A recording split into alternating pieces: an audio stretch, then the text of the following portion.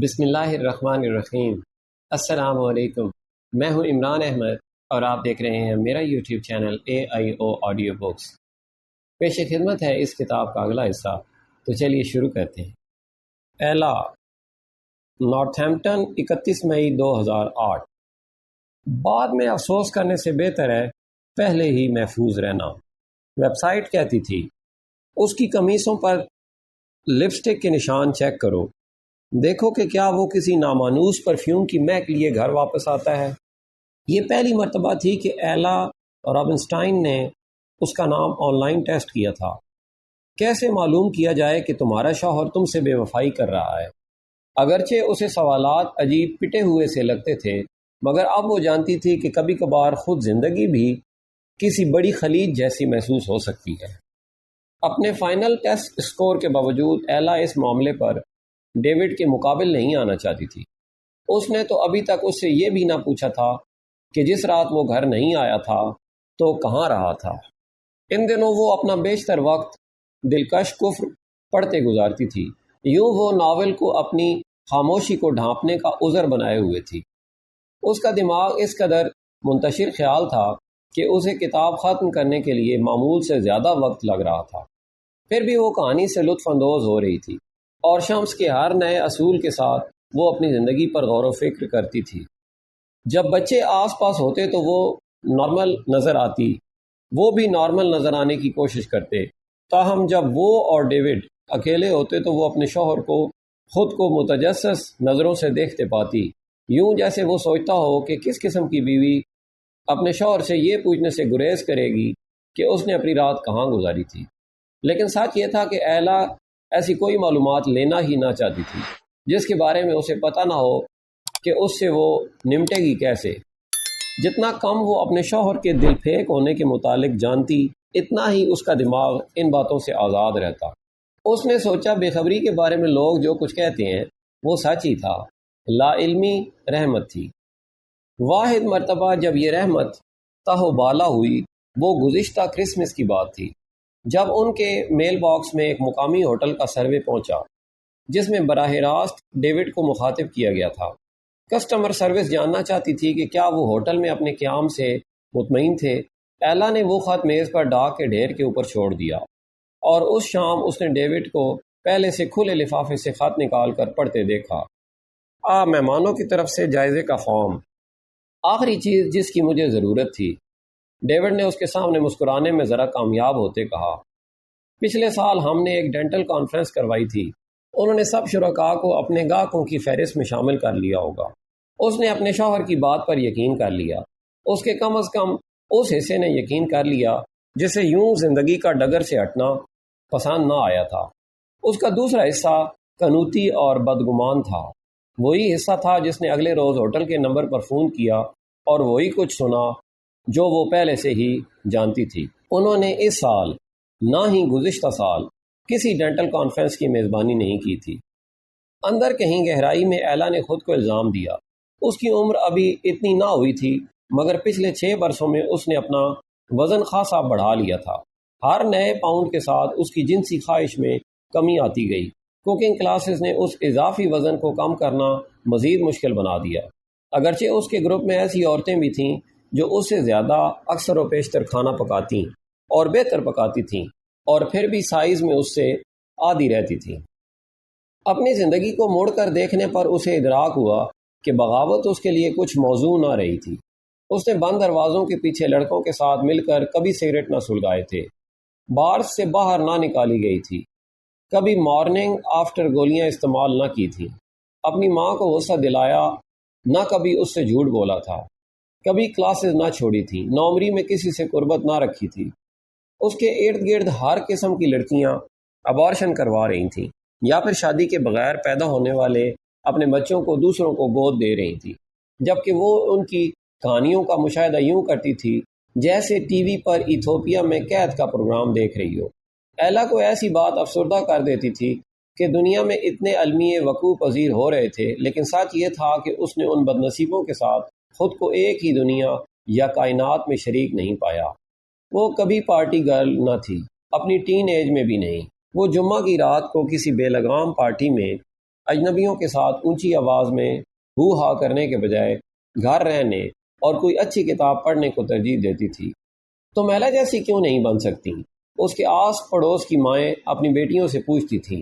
دیکھو، وہ کبھی خود کو مشکل میں نہیں ڈالتی۔ جہاں ان کی مائیں اسے پسند کرتی تھیں، وہیں بچے اسے حصے مزاح سے آری ایک گاؤدی لڑکی سمجھتے تھے۔ کوئی حیرانی کی بات نہیں کہ وہ ہائی اسکول میں زیادہ مقبول نہ تھی۔ ایک بار اس کی کلاس فیلو نے اسے بتایا، تم جانتی ہو تمہارا مسئلہ کیا ہے؟ تم زندگی کو بڑی سنجیدگی سے لیتی ہو، تم بے انتہا بیزار کن ہو۔ اس نے غور سے سنا اور کہا کہ وہ اس بارے میں سوچے گی، حتیٰ کہ برسوں میں اس کا ہیئر سٹائل تک نہ بدلا تھا۔ لمبے سیدھے شہد رنگ بال جنہیں وہ کس کر جوڑے کی شکل دے دیتی یا پھر اپنی پشت پر چٹیا کی صورت میں چھوڑ دیتی۔ وہ ہلکا سا میک اپ کرتی تھی، ہلکی سی سرخی مائل براؤن لپسٹک اور کاہی رنگ آئی لائنز جو اس کی بیٹی کے مطابق اس کی آنکھوں کے سرمئی مائل نیلے رنگ کو ابھارنے کے بجائے چھپا زیادہ دیتا تھا۔ وہ دونوں آنکھوں پر ایک جیسے آئی لائنز لگانے میں ہمیشہ ناکام رہی تھی اور یوں اس کی آنکھوں کا ایک پپوٹا دوسرے سے بھاری دکھائی دیتا تھا۔ ایلا کو شک ہوا کہ اس کے ساتھ کچھ غلط تھا۔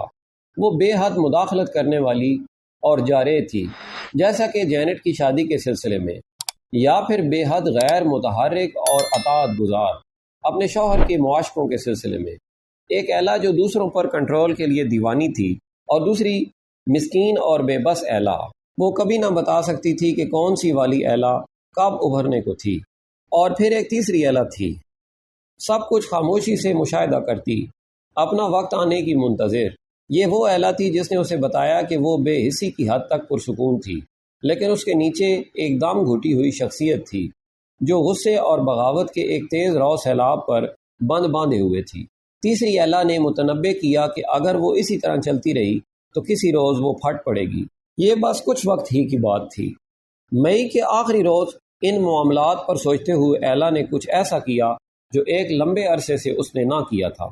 اس نے دعا کی، اس نے خدا سے التجا کی کہ وہ اسے محبت سے نوازے جو اس کی پوری ذات کو جذب کر لے، یا پھر وہ اسے اس قدر مضبوط، سخت جان اور بے پرواہ بنا دے کہ اس کو اپنی زندگی میں محبت کی عدم موجودگی کی پرواہ ہی نہ رہے۔ آپ جس کا بھی انتخاب کریں پلیز جلدی کریں۔ اس نے بعد میں آنے والے خیال پر اضافہ کیا، آپ شاید بھول چکے ہوں مگر بات یہ ہے کہ میں پہلے ہی 40 برس کی ہو چکی ہوں، اور جیسا کہ آپ دیکھ سکتے ہیں میں نے اپنی عمر خوبی سے نہیں گزاری۔ طوائف گل صحرا، کونیا، 17 اکتوبر 1244۔ بغیر مڑ کر دیکھے میں تنگ گلی کوچوں میں ہانپتے ہوئے بھاگتی رہی۔ میرے پھیپھڑے دکھ رہے تھے، میرا دل سینے میں تیز تیز دھڑک رہا تھا۔ جب میں آخرکار ایک مصروف بازار میں پہنچی اور تقریباً گرتے ہوئے ایک دیوار کے پیچھے جا چھپی، تب ہی تھا کہ مجھے مڑ کر اپنے پیچھے دیکھنے کا حوصلہ ہو پایا۔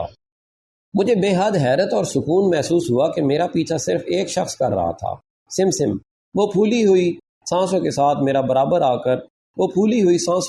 میرے برابر آ کر رک گیا۔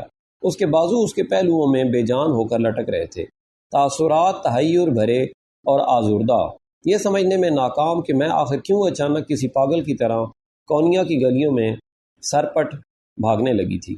سب کچھ اس قدر تیزی سے ہوا کہ بازار میں پہنچ کر ہی میں سب سمجھنے کی کوشش کر سکی۔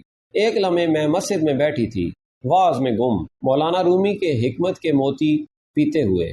اپنی بے خودی کے عالم میں یہ دیکھنے میں ناکام رہی کہ میرے برابر بیٹھے لڑکے نے اتفاق سے اس سرپوش کی کونے پر پیر رکھ دیا تھا جو میرا چہرہ ڈھانپے ہوئے تھا۔ اس سے پہلے کہ میں سمجھ پاتی رومال ڈھیلا ہوا اور میری پگڑی پھسل گئی، جس سے میرا چہرہ اور میرے بالوں کا کچھ حصہ کھل گئے۔ میں نے جلدی سے اپنا سرپوش درست کیا اور رومی کو سنتی رہی۔ مجھے بھروسہ تھا کہ کسی نے بھی توجہ نہ دی ہوگی، لیکن جب میں نے دوبارہ اپنی نگاہیں اٹھائیں تو اپنے سے اگلی قطار میں موجود نوجوان کو خود کو غور سے گھورتے پایا۔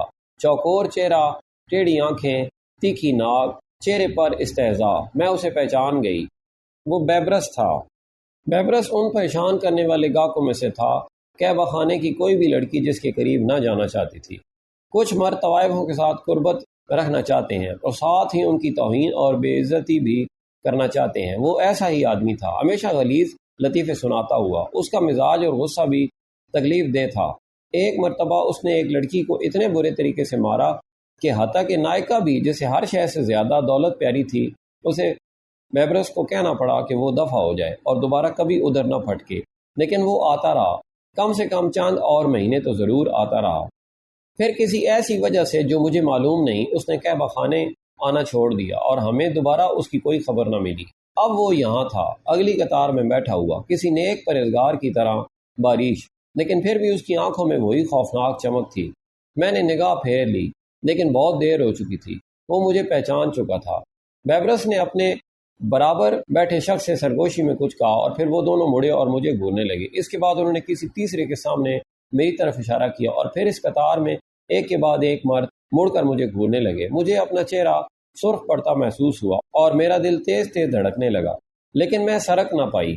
اس کے بجائے میں اس بچکانہ امید میں رہی کہ اگر میں بے حرکت رہی اور آنکھیں بند رکھیں تو تاریکی ہم سب کو نگل جائے گی اور فکر کی کوئی بات نہ رہے گی۔ جب میں نے دوبارہ اپنی آنکھیں کھولنے کی جرت کی تو بیبرس ہجوم میں جگہ بناتا ہوا میری طرف بڑھ رہا تھا۔ میں نے دروازے کی طرف دوڑ لگا دی، مگر فرار ناممکن تھا کیونکہ میں لوگوں کے سمندر میں گھری ہوئی تھی۔ پلک جھپکنے میں بیبرس مجھ تک آ پہنچا، اس قدر دھمکی آمیز طریقے سے قریب کہ میں اس کی سانسوں کی بو تک محسوس کر سکتی تھی۔ جھپٹ کر میرا بازو پکڑتے اس نے دانت پیستے ہوئے کہا، ایک طوائف یہاں کیا کر رہی ہے؟ تمہیں کوئی شرم نہیں؟ خدا را مجھے جانے دو، میں نے ہکلا کر کہا، لیکن میرا نہیں خیال کہ اس نے میری بات سنی بھی تھی۔ اس کے دوست اس سے آن ملے، ہٹے کٹے، دہشت انگیز، پر اعتماد، نفرت انگیز، غصے اور سرکے کی بدبو دیتے، مجھ پر گالیوں کی بوچھاڑ کرتے ہوئے اس کے ساتھی۔ آس پاس ہر کوئی یہ دیکھنے مڑا کہ یہ شور کس لیے تھا، اور کچھ لوگوں نے ناپسندیدگی سے تت کیا مگر کسی نے بھی مداخلت نہ کی۔ میرا بدن گندے ہوئے آٹے کی طرح مجہول تھا۔ میں نے فرمانبرداری سے انہیں خود کو دروازے کی طرف دھکیلنے دیا۔ ایک بار گلی میں پہنچ جاتے تو مجھے امید تھی کہ سمسم میری مدد کو آئے گا اور وہ اس سے بھی بدتر پر تیار ہوئے تو میں بھاگ جاؤں گی، لیکن گلی میں قدم رکھتے ہی وہ آدمی زیادہ مشتعل اور جارے ہونے لگے۔ مجھے دہشت بھرا ادراک ہوا کہ مسجد میں انہوں نے مبلغ اور حاضرین کے احترام میں احتیاط سے اپنی آوازیں بلند نہ ہونے دی تھی یا مجھے دھکے نہ دیے تھے، لیکن باہر گلی میں انہیں روکنے والا کوئی نہ تھا۔ میں زندگی میں اس سے مشکل حالات سے گزری تھی اور پھر بھی مجھے شک تھا کہ میں نے خود کو اس قدر رنجیدہ پہلے کبھی محسوس نہ کیا تھا۔ برسوں کی ہچکچاہٹ کے بعد آج میں نے خدا کی طرف قدم بڑھایا تھا اور اس نے کیسے جواب دیا تھا، اپنے گھر سے باہر نکال دیا تھا۔ مجھے وہاں کبھی نہیں جانا چاہیے تھا، میں نے سمسم سے کہا۔ میری آواز برف کی طرح چٹک رہی تھی۔ لوگ ٹھیک کہتے ہیں، تم جانتے ہو، مسجد یا گرجا یا خدا کے کسی بھی گھر میں کسی طوائف کی کوئی گنجائش نہیں۔ ایسا مت کہو۔ جب میں یہ دیکھنے کے لیے مڑی کہ ایسا کہنے والا کون تھا تو مجھے اپنی آنکھوں پر یقین نہ آیا۔ یہ وہی تھا، سرگرداں درویش، بالوں سے محروم۔ سمسم اسے دوبارہ دیکھ کر خوشی سے مسکرانے لگا۔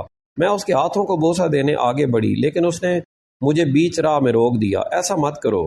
لیکن میں تمہارا شکریہ کیسے ادا کروں؟ میں تمہاری بہت مقروض احسان ہوں۔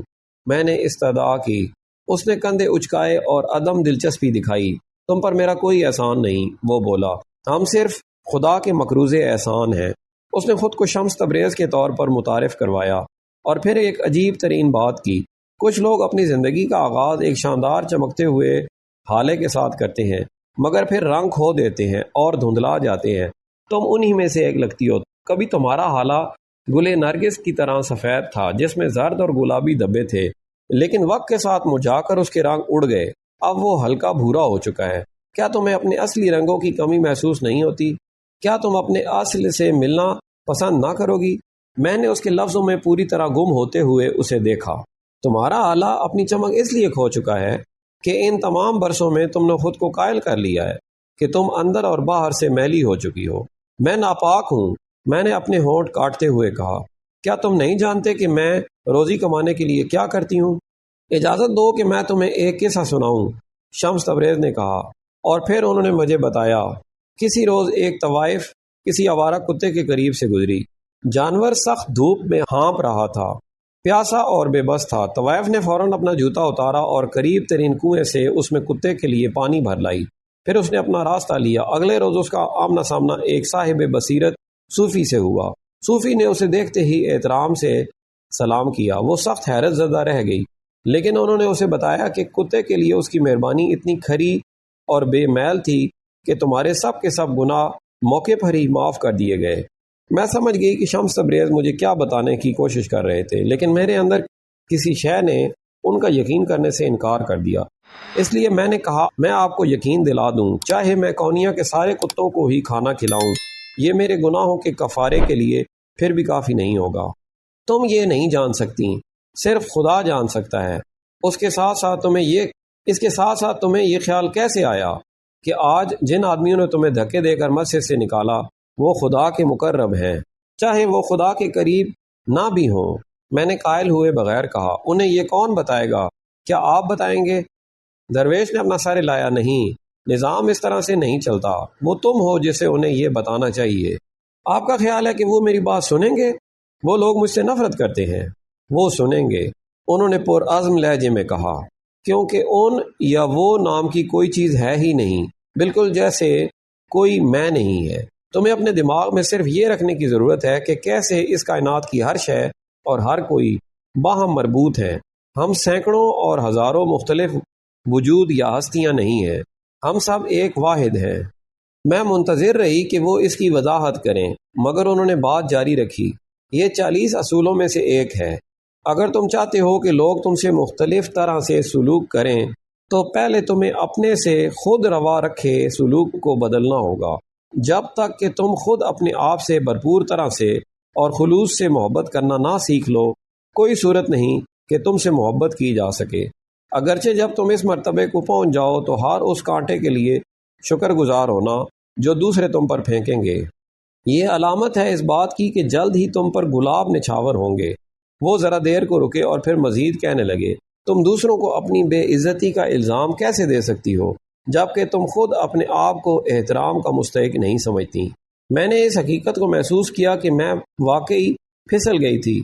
میں لاجواب کھڑی ان کی باتیں سن رہی تھی۔ میں نے ان تمام مردوں کے بارے میں سوچا جن کے ساتھ میری قربت رہی تھی، جس طرح ان سے بو آتی تھی، ان کے ساتھ کھردرے ہاتھوں کا لمس جیسا محسوس ہوتا تھا۔ جب وہ آتے تو کس طرح روتے تھے۔ میں نے اچھے لڑکوں کو افریت میں اور افرید کو اچھے لڑکے میں بدلتے دیکھا تھا۔ ایک بار میرے پاس ایسا گاہک آیا تھا جسے قربت کے دوران طوائفوں پر تھوکنے کی عادت تھی، غلیظ۔ وہ میرے منہ پر اور میرے پورے چہرے پر قربت کے دوران تھوکتے ہوئے کہتا تھا، غلیظ ناپاک فاحشہ۔ اور یہاں یہ درویش کہتا تھا کہ میں تازہ چشمے کے پانی سے بھی زیادہ پاک صاف تھی۔ یہ ایک بے مزہ لطیفہ محسوس ہوا۔ جب میں نے زبردستی ہنسنے کی کوشش کی تو میرے حلق سے آواز نہ نکلی اور میں سسکیاں بھرنے لگی۔ ماضی ایک بھنور ہے، اگر تم نے اسے اپنے حال پر غالب آنے کی اجازت دے دی تو وہ تمہیں نگل جائے گا۔ شمس تبریز نے یوں کہا جیسے انہوں نے میری سوچیں پڑھ لی تھیں۔ وقت محض ایک فریب خیال ہے، تمہیں حال میں اس موجود لمحے میں جینے کی ضرورت ہے، بس یہی اہم ہے۔ یہ کہہ کر انہوں نے اپنے لبادے کی جیب سے ایک ریشمی رومال نکالا۔ اسے رکھ لو، وہ بولے، بغداد میں ایک نیک آدمی نے یہ مجھے دیا تھا، لیکن مجھ سے زیادہ تمہیں اس کی ضرورت ہے۔ یہ تمہیں یاد دلائے گا کہ تمہارا دل خالص ہے اور خدا تمہارے اندر بستا ہے۔ یہ کہہ کر درویش نے اپنا عصا اٹھایا اور کھڑا ہو گیا، جانے کو تیار۔ بس اس کا بخانے سے نکل آؤ۔ کہاں؟ کیسے؟ میرے پاس ایسی کوئی جگہ نہیں جہاں میں جا سکوں۔ یہ کوئی مسئلہ نہیں، شمس تبریز نے اپنی چمکتی نظروں کے ساتھ کہا۔ اس پر پریشان مت ہو کہ راہ تمہیں کدھر لے جائے گی، اس کے بجائے اپنے پہلے قدم پر توجہ مرکوز رکھو۔ یہ مشکل ترین کام ہے اور تم اس کی ذمہ دار ہو۔ ایک بار تم پہلا قدم اٹھا لو تو سب کچھ عناصر کو وہ کرنے دو جو وہ قدرتی طور پر کرتے ہیں اور باقی سب کچھ ہوتا چلا جائے گا۔ بہاؤ کے ساتھ مت ہو، خود بہاؤ بن جاؤ۔ میں نے سارے لا دیا۔ مجھے یہ سمجھنے کے لیے پوچھنے کی ضرورت نہ پڑی کہ یہ بھی اصولوں میں سے ایک اصول تھا۔ سلیمان مدہوش، کونیا، 17 اکتوبر 1244۔ بادہ سرخ کا آخری جام چڑھا کر میں نصف شب سے پہلے میخانے سے باہر نکل آیا۔ میرا کہا یاد رکھنا، اپنی زبان سنبھال کر بولنا۔ ہرسٹوس نے الوداع میں ہاتھ ہلاتے ہوئے پھر خبردار کیا۔ میں نے ایک ایسا دوست رکھنے پر خود کو خوش نصیب محسوس کرتے ہوئے سارے لا دیا جیسے میری اتنی پرواہ تھی، لیکن جیسے ہی میں نے خالی گلی میں اندھیرے میں قدم رکھا مجھ پر ایک اس قسم کی تھکن طاری ہو گئی جو میں نے پہلے کبھی محسوس نہ کی تھی۔ میں نے خواہش کی کہ کاش میں سرخ کی سرائی ساتھ اٹھا لایا ہوتا میں تب مشروب استعمال کر سکتا تھا۔ شکستہ گول پتھروں پر اپنے جوتوں کی چاپ کے ساتھ لڑکھڑاتے ہوئے چلتے، میرے ذہن میں مولانا رومی کے جلوس کے آدمیوں کا نظارہ گھوم گیا۔ ان کی نگاہوں میں موجود نفرت اور گھن کی جھلک یاد کر کے مجھے تکلیف ہوئی۔ اگر کسی چیز سے مجھے دنیا میں سب سے زیادہ نفرت تھی تو وہ تھی دکھاوے کی شرم و حیا۔ مجھے سنجیدہ اور اچھے لوگوں نے اتنی بار تنبیہ کی تھی کہ صرف ان کی یاد ہی میری ریڑھ کی ہڈی میں سنسنی دوڑانے کو کافی تھی۔ ان ہی سوچوں میں گرے ہوئے میں ایک موڑ مڑا اور ایک ذیلی گلی میں گھس گیا۔ گھنے اور بلند و بام درختوں کے باعث یہاں زیادہ اندھیرا تھا، یوں جیسے یہ کافی نہ تھا۔ چاند بھی اچانک مجھے گھنی اور گہری تاریکی میں ڈھانپتے ہوئے بادلوں کی اوٹ میں جا چھپا۔ دوسری صورت میں اپنی طرف بڑھتے دو ضابطہ سپاہیوں کو دیکھ لیتا۔ سلام علیکم، میں نے کہا۔ میرا لہجہ میرے اضطراب کو چھپانے کی کوشش میں خاصا خوشباش ہو گیا، لیکن سپاہیوں نے میرے سلام کا جواب نہ دیا۔ اس کے بجائے انہوں نے مجھ سے پوچھا کہ میں اتنی دیر گئے باہر گلیوں میں کیا کر رہا تھا۔ بس چل پھر رہا تھا، میں منہ ہی منہ میں بڑبڑایا۔ ہم بے ڈھنگی سی خاموشی میں گرے کھڑے رہ گئے، جسے کبھی کبھار صرف دور سے آتی کتوں کے بھونکنے کی آواز چھیدتی تھی۔ ایک محافظ نے میری طرف قدم بڑھایا اور ہوا میں سونگا، یہاں سے بدبو آ رہی ہے۔ وہ اچانک بول اٹھا، ہاں، اس سے شراب کے بھبکے اٹھ رہے ہیں۔ دوسرے محافظ نے تصدیق کی۔ میں نے صورتحال سے نرمی سے نمٹنے کا فیصلہ کیا۔ تم لوگ فکر مت کرو، بو صرف مجازی ہے، چونکہ ہم مسلمانوں کو صرف مجازی یا استعارہ کی شراب پینے کی اجازت ہے، اس لیے بدبو بھی مجازی ہی رہی ہوگی۔ تم آخر کیا بک بک کر رہے ہو؟ پہلا محافظ غرا کر بولا۔ تبھی چاند بادلوں کے عقب سے نکل آیا اور ہمیں اپنی نرم پھیکی سی چاندنی میں لپیٹ لیا۔ اب میں اپنے سامنے کھڑے آدمی کو دیکھ سکتا تھا۔ اس کا چہرہ چوکور، تھوڑی باہر کو نکلی ہوئی، نیلی آنکھیں اور تیکھی ناک۔ وہ وجیح ہو سکتا تھا کہ اگر اس کی آنکھیں بھینگی نہ ہوتی اور اس کے چہرے پر مشتعل تیوری نہ ہوتی۔ تم رات کو اس پیر گلیوں میں کیا کرتے پھر رہے ہو؟ آدمی نے دوہرا کر کہا۔ تم کہاں سے آ رہے ہو اور کہاں جا رہے ہو؟ میں خود کو بولنے سے روک نہ پایا۔ یہ گہرے سوالات ہیں بیٹے، اگر مجھے ان کے جواب معلوم ہوتے تو میں اس دنیا میں ہمارے مقصد کا اسرار حل کر چکا ہوتا۔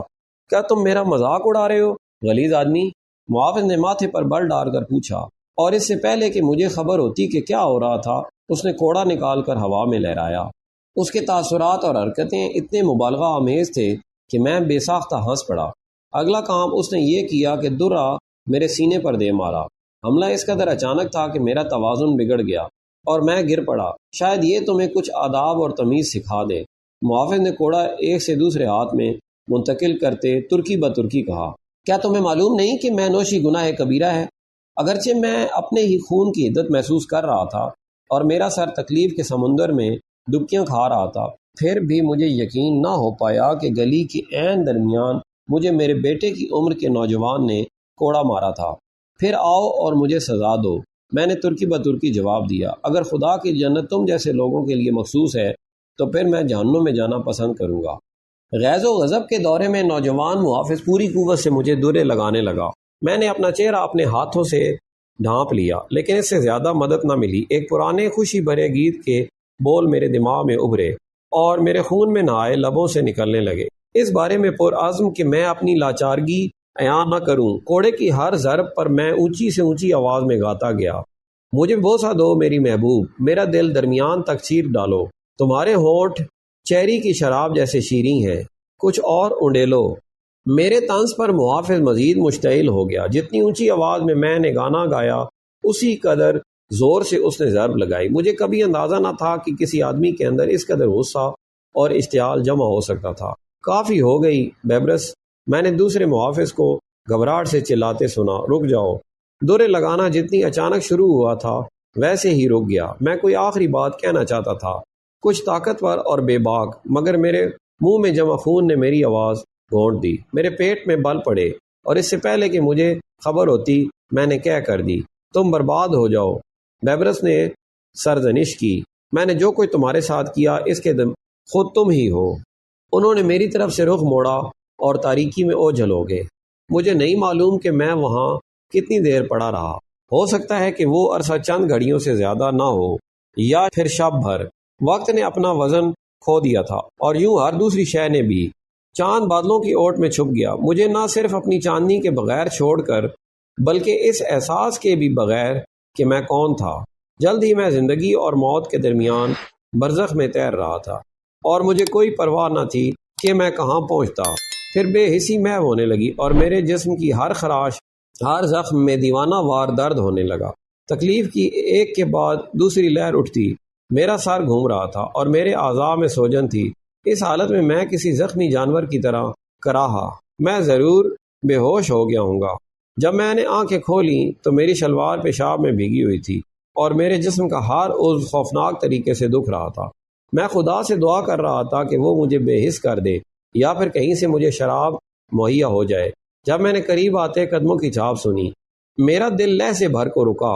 وہ کوئی بدماش یا ڈاکو ہو سکتا تھا، حتیٰ کہ قاتل، لیکن پھر میں نے سوچا مجھے ڈرنے کی کیا ضرورت تھی۔ میں اس مقام پر پہنچ چکا تھا جہاں رات میں مزید کچھ بھی سامنے آتا اس سے زیادہ دہشت خیز نہیں ہو سکتا تھا۔ تاریکی سے ایک لمبا دبلا پتلا درویش نمودار ہوا جس کے چہرے اور سر پر کوئی بال نہ تھے۔ وہ میرے برابر گھٹنوں کے بل بیٹھ گیا اور مجھے اٹھ کر بیٹھنے میں مدد دی۔ اس نے شمس تبریز کے نام سے اپنا تعارف کروایا اور میرا نام پوچھا۔ تمہاری خدمت میں کونیا کا سلیمان مدہوش حاضر ہے، میں نے اپنا ٹوٹا ہوا دانت منہ سے کھینچ کر نکالتے ہوئے کہا۔ تم سے مل کر خوشی ہوئی، تمہارا خون بہ رہا ہے۔ شمس تبریز میرے چہرے سے خون صاف کرتے ہوئے زیر لب بڑبڑائے، نہ صرف باہر بلکہ اندر سے بھی۔ یہ کہہ کر انہوں نے اپنے لبادے کی جیب سے نقرئی سراہی نکالی۔ اپنے زخموں پر یہ مرم لگا لو، وہ بولے۔ مجھے بغداد کے ایک نیک آدمی نے یہ دیا تھا، مگر مجھ سے زیادہ تمہیں اس کی ضرورت ہے۔ تاہم تمہیں معلوم ہونا چاہیے کہ تمہارے باطن کا زخم گہرا ہے اور اس کی تمہیں فکر ہونی چاہیے۔ یہ تمہیں یاد دلائے گا کہ خدا تمہاری شہرک سے بھی قریب ہے۔ شکریہ، میں نے ان کی مہربانی سے متاثر ہو کر خود کو اکلا کر کہتے سنا۔ وہ محافظ، اس نے مجھے کوڑے لگائے۔ اس نے کہا کہ میں اس کا مستحق تھا۔ یہ الفاظ ادا کرتے ہی میں اپنے لہجے میں بچوں کی شکایت اور تسلی اور ہمدردی پانے کی اپنی ضرورت پر حیران رہ گیا۔ شمس تبریز نے اپنا سر ہلایا۔ انہیں ایسا کرنے کا کوئی حق نہیں۔ ہر فرد اپنی الہامی جستجو میں خود کفیل ہے۔ اس بارے میں ایک اصول ہے، ہم سب خدا کی صورت پر تخلیق کیے گئے تھے، اور پھر بھی ہم میں سے ہر کسی کو مختلف اور منفرد بنایا گیا۔ کوئی سے دو انسان بھی ایک جیسے نہیں، کوئی دو دل ایک ہی لے پر نہیں دھڑکتے۔ اگر خدا سب کو ایک جیسا بنانا چاہتا تو بنا دیتا۔ اس لیے اختلافات کا عدم احترام اور اپنے خیالات دوسروں پر مسلط کرنا خدا کی مقدس حکمت کے عدم احترام کے برابر ہے۔ یہ خوب بات کہی، میں نے اپنی آواز میں موجود سکون پر حیران ہوتے کہا۔ لیکن کیا تم صوفی اس خدا کے بارے میں کسی بات پر کبھی یقین بھی کرتے ہو؟ شمس تبریز ایک تھکن زدہ مسکراہٹ کے ساتھ بولے۔ ہم شک بھی کرتے ہیں اور شکوک اچھے ہوتے ہیں۔ اس کا مطلب ہے کہ تم زندہ ہو اور جستجو میں ہو۔ وہ اتار چڑھاؤ والے خوش الہان لہجے میں بات کرتے تھے، یوں جیسے کوئی کتاب پڑھ رہے ہو۔ اس کے ساتھ ساتھ کوئی رات بھر میں مومن نہیں بن جاتا۔ وہ سوچتا ہے کہ وہ صاحب ایمان ہے، پھر اس کی زندگی میں کوئی ایسا واقعہ ہو جاتا ہے کہ وہ منکر الہی ہو جاتا ہے۔ اس کے بعد وہ دوبارہ ایمان والا بن جاتا ہے اور پھر دوبارہ منکر، اور یوں یہ سلسلہ چلتا رہتا ہے یہاں تک کہ ہم ایک خاص مقام پر نہ پہنچ جائیں۔ ہم مسلسل متزلزل رہتے ہیں۔ آگے بڑھنے کا یہ واحد راستہ ہے۔ ہر نئے قدم پر ہم حق کے قریب تر پہنچ پاتے ہیں۔ اگر ایرسٹوس نے تمہیں اس طرح بولتے سنا تو وہ تمہیں دیکھ بھال کر بولنے کا کہے گا۔